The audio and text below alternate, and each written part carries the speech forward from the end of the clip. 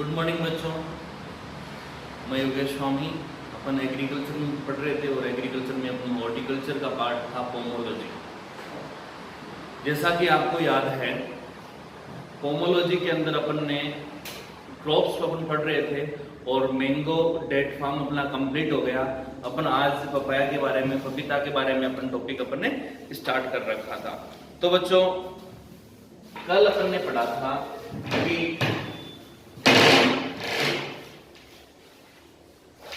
पपीता में लिंग समस्या,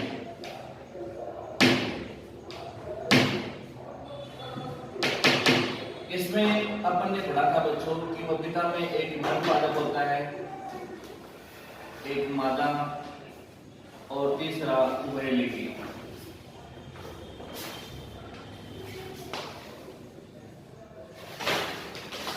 इस पर फ्रूटिंग नहीं होती, फल नहीं होते, इस पर फल बनते हैं और इस पर फल बनते हैं। अब अपन ने परिवर्तन, आपको याद होगा कल की अपन ने चर्चा करी थी, पपीता में परिवर्तन है वो बीज द्वारा होता है। अब आप ये सोचोगे कितना बीज काम में लें, तो अपन को डायोसिस यदि किसमें है, यदि अपन वैरायटी का सिलेक्शन कर रहे हैं डायोसिस का, तो डायोसिस में अपन को 400 से 500 ग्राम बीज काम में लेना है प्रति हेक्टेयर। अन्य में अपन काम में ले सकते हैं 150 से 200 ग्राम प्रति हेक्टेयर। बुआई करने के बाद जैसे अपन को पता चले कि नर पादप और मादा पादप हैं, तो एक के अंदर 1:10 रख करके, 1:10 रख करके, 1 का मतलब है नर और 10 का मतलब है मादा। 10 मादा पौधों के ऊपर एक नर पौधे का चयन करेंगे, ताकि ये जो नर प्लांट है ये पोलिनाइजर कहलाएंगे, ये पोलन के लिए आवश्यक है। अब बच्चों, एक गड्ढे के अंदर अपन ने कम से कम 2 बीज लगा दिए। एक गड्ढे के अंदर बीजों की संख्या होगी 2। जैसे ही 4 महीने के बाद पुष्प प्रक्रिया प्रारंभ हो, तो अपन को पता है कि नर जो पादप है उसके ऊपर पुष्प ऊपर की तरफ बनते हैं, एक गुच्छों में बनते हैं और पुष्प छोटे होते हैं। मादा के अंदर पुष्प अकेला बनता है, बड़ा बनता है। उभयलिंगी के अंदर पुष्प बड़े बनते हैं परंतु गुच्छों में बनते हैं और वही बनते हैं जहां मादा पुष्प बनते हैं। तो इन दोनों के ऊपर फल लगते हैं, इसके ऊपर नहीं लगने वाले। तो इनका अनुपात 1 रखेंगे, बाकी 4 महीने के बाद 1:10 रखते हुए सभी पौधों को हटा देंगे। अब बच्चों, एक होता है पपेन प्राप्त करना। जैसा कि अपन ने पढ़ा था कि ये पपेन क्या है। पपेन के बारे में पढ़ा था कि पपीता से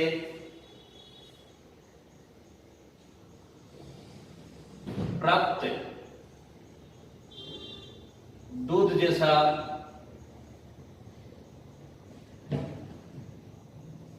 श्वेत पदार्थ या श्वेत तरल पदार्थ पपेन क्या कहलाता है। पपीता के जब कच्चे फल जब कच्चे होते हैं या एप्पल से बड़े जब फल हो जाते हैं, तो उनसे यदि अपन थोड़ा सा चीरा लगाएं तो एक दूध जैसा तरल श्वेत पदार्थ निकलता है, उसको अपन पपेन बोलते हैं। तो पपेन को कैसे प्राप्त किया जा सकता है? जैसे मान लीजिए फल की साइज है,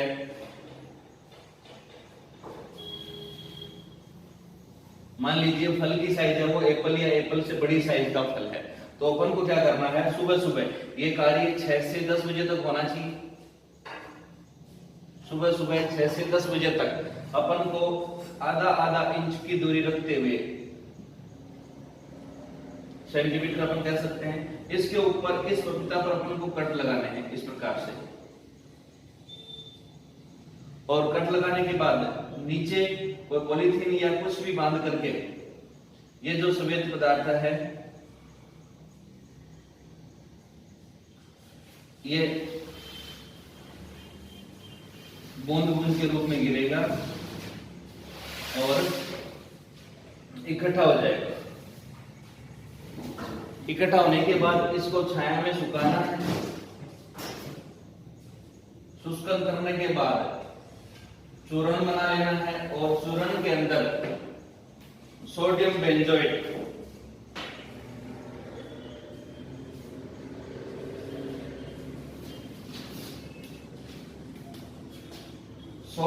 बेंजोएट इसके अंदर मिलान। अब सोडियम बेंजोएट क्या काम करेगा?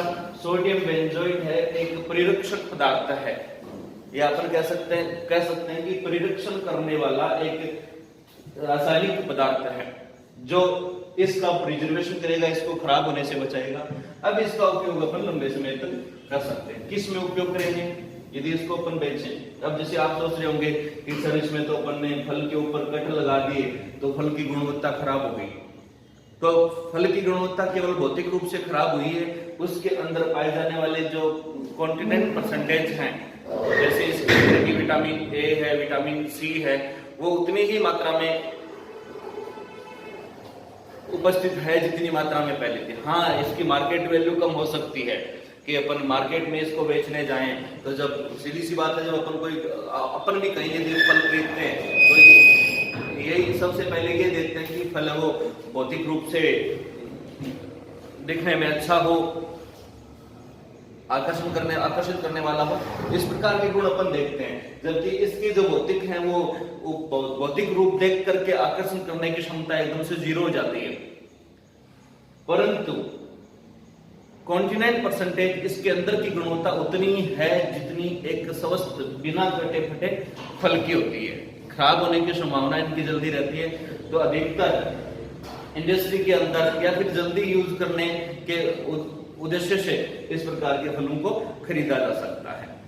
आगे यहां तक बात समझ में। अब किस्मों का चयन यदि अपन करें, वैरायटीज का,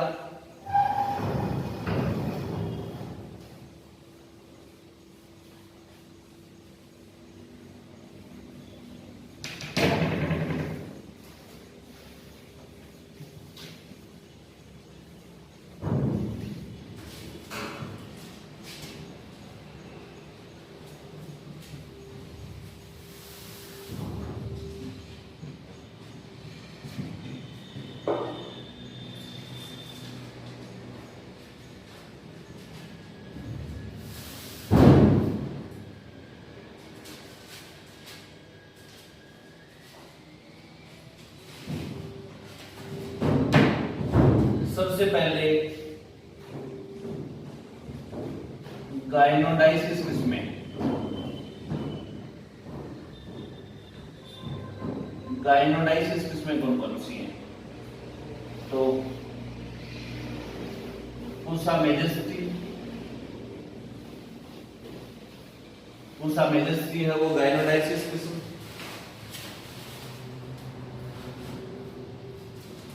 ताइवान गायनोडाइसिस किस्म है।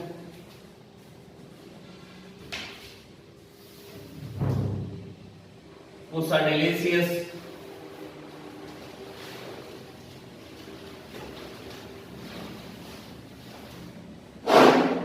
पूसा डेलिसियस गायनोडाइसिस किस्म।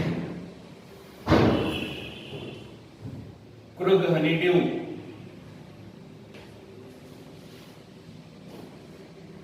क्रुग हनीड्यू गायनोडाइसिस किस्म है। ये सभी की सभी गायनोडाइसिस किस्म है। ये जो ताइवान है इसका लाल रंग का गुद्दा होता है।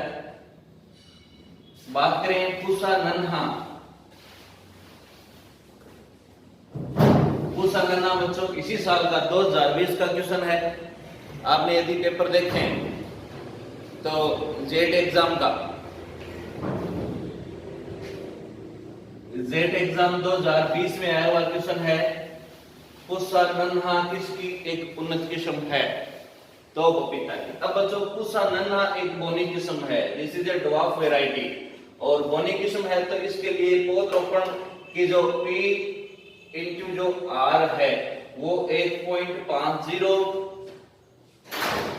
मीटर या बच्चों 1.25 मीटर भी आपको पढ़ने के लिए मिल सकता है बोनी किस्म होने के साथ साथ। दूसरा क्वेश्चन बन सकता है पपीता की कौन सी किस्म है जो गमले में लगाने हेतु उपयुक्त है? तो पूसा नन्ना ऐसी किस्म है जिसको गमले में लगाया जा सकता है, बोनी किस्म, छोटी किस्म होने के कारण। उसके बाद बच्चों CO5 और CO6, CO5 और CO6 दोनों ऐसी किस्म है जिनमें पपेन की मात्रा सर्वाधिक पाई जाती है। दोनों ही ऐसी किस्में हैं जिनके अंदर पपेन की मात्रा सर्वाधिक पाई जाती है। अब बच्चों पपीता की खेती में एक तो ये समस्या है, अब और भी बहुत सारी समस्याएं आती हैं, जैसे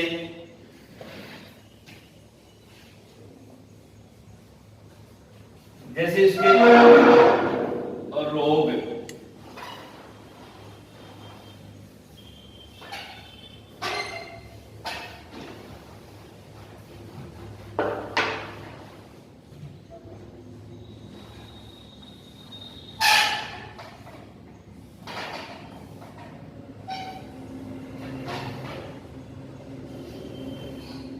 पपीता के अंदर अधिकतर दो रोग देखे गए हैं बच्चों, सबसे ज्यादा इसकी जगह ज्यादा गहराई तक नहीं जाती।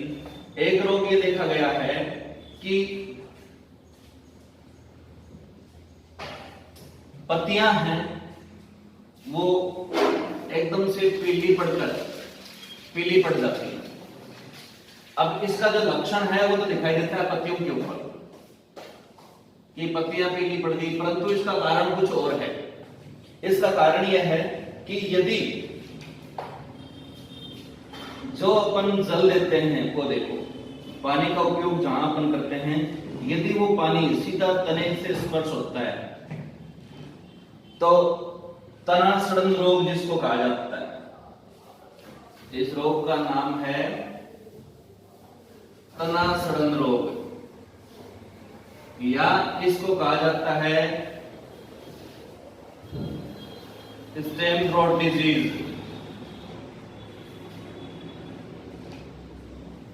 यदि लंबे समय तक तने के पास पानी बना रहता है तो इसके अंदर कवक फंगल पैदा हो जाती है। इसका मतलब तना सड़न रोग इसके कारण हो गया, कवक जनित रोग हो गया। एक क्वेश्चन तो ये। दूसरा क्वेश्चन, हमेशा पानी बने रहने से ऐसा होता है, यदि ये रोग हो जाए तो अपन को उपयोग करना है डाइथेन M45 का या डाइथेन Z78 का। ये दोनों जो कवकनाशी हैं, कवकों का नाश कर देती हैं ये। दूसरा उपाय, ये रोग कभी हो ही ना, इसके लिए अपन को क्या करना है कि पानी सीधा तने को स्पर्श न हो पाए, इसलिए अपन तने के बीच में और जो अपन रिंग बना रहे हैं, जो थाला अपन बना रहे हैं जल की पूर्ति के लिए, उसके बीच में मिट्टी है वो होनी चाहिए। एक तो ये समस्या है। दूसरी समस्या है बच्चों, सर्दियों के अंदर फ्रोस्ट या पाला। दूसरी पपीता की सबसे बड़ी समस्या है फ्रोस्ट या पाला, क्योंकि पत्तियां चौड़ी हैं और जिस भी पोमोलॉजी ग्रुप की, चाहे पोमोलॉजी हो चाहे वो एग्रोनॉमी हो, जैसे मस्टर्ड को सबसे ज्यादा हार्मफुल इफेक्ट पड़ता है यदि फ्रोस्ट होता है तो यदि पपीता की खेती अपन ने कर रखी है और सर्दियों में जब तापमान 0 डिग्री सेंटीग्रेड से कम हो जाता है, उस या 0 डिग्री सेंटीग्रेड बोलते हैं या इसको बोलते हैं हिमांक बिंदु, तो बच्चों उस अवस्था को पाला या फ्रोस्ट कहा जाता है। उस कंडीशन से बचने के लिए जैसे ही अपन को लगे कि पाला पड़ने की संभावना है तो बाग के अंदर 0.1% H2SO4 का उपयोग छिड़काव करें। जैसे ही अपन को यूं लगे कि पाला पड़ने की संभावना है, आज शाम को तेज हवाएं चल रही हैं उत्तर दिशा से, तो निश्चित रूप से टेम्परेचर माइनस में जा सकता है, तो अपन को क्या करना है कि H2SO4 का उपयोग करते हैं, कुछ बचत मिलेगी, फायदा होगा। दूसरा बच्चों, सिंचाई कर दें। तीसरा, धुआं कर दें। धुआं करना, अब धुआं करने के लिए स्मोक करना, धुआं करने के लिए क्या है कि खेत की जिस दिशा से हवाएं प्रभावित हो रही हैं उस दिशा में घास फूस जला दें तो धुआं खेत के अंदर आएगा, कुछ टेम्परेचर है वो फसल का बढ़ेगा। आइए बच्चों, यहां तक बात समझ में, उम्मीद करता हूं अच्छे से आ गया होगा।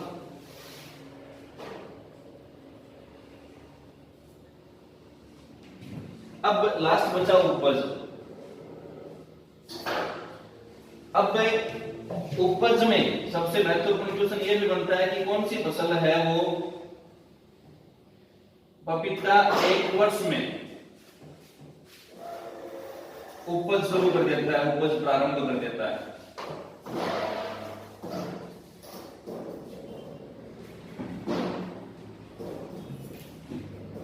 लगभग 11 से 12 महीने के बाद लगाने के बाद, जैसे अपन ने इसका पौधरोपण कर दिया, उसके 11-12 महीने के बाद फल देना प्रारंभ कर देता है। एक पौधा 40 से 50 केजी प्रति वर्ष उपज देता है। यदि अपन अच्छी विधि से करते हैं, साइंटिफिक विधि से करते हैं, तो 40 से 50 केजी फल है वो एक वर्ष से अपन को मिल जाती है। उम्मीद करता हूं आपको बहुत अच्छे से समझ में आया होगा। अगले वीडियो में अपन दूसरी कोई क्रॉप लेंगे, उसके बारे में जानते रहेंगे। धन्यवाद।